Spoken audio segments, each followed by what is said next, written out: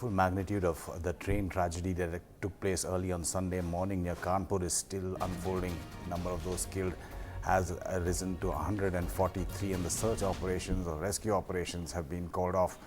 Over 200 people have also been injured. The families of passengers have gathered at the site of the wreckage and in nearby hospitals, hoping for a miracle.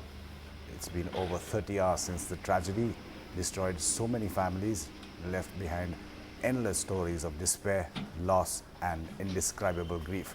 The Indore-Patna Express jumped the tracks near Kanpur in Uttar Pradesh around 3 a.m. yesterday morning, wrecking at least 13 coaches. It's one of India's worst train disasters. Joining me now is Dr. Sanjeev Kumar.